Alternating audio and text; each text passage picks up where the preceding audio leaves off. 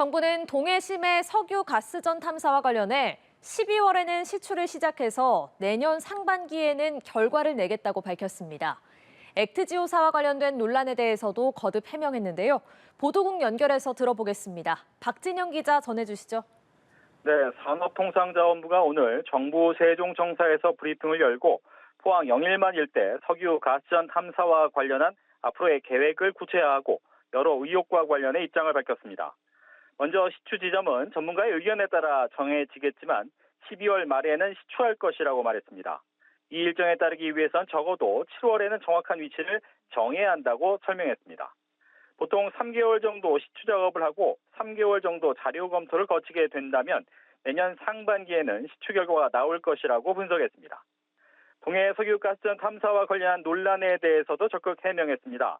탐사 시추 성공률 20%는 전문가마다 시각이 다를 수 있다면서도 가이아나 유전이 동해 광구와 유사하고 분석 방법도 같기 때문에 비교할 만하다고 말했습니다.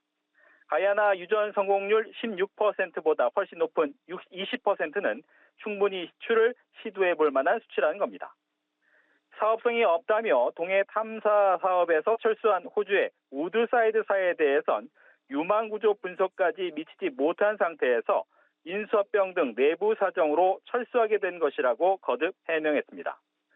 이와 관련해 액트지오사는 지난 2019년부터 지난해 3월까지 미국 현지에서 법인세를 내지 않아 법인 자격 박탈 상태였던 사실이 뒤늦게 알려지면서 회사에 대한 신뢰성 문제가 다시 불거졌습니다.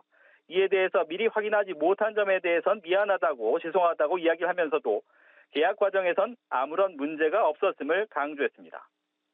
석유, 가스전 내장과 관련해선 신빙성과 액트지오사를 둘러싼 잡음이 끊이지 않자 정부가 거듭 자청해 해명에 나선 건데 각종 의혹을 불식시킬 계기가 될 수 있을지 관심입니다.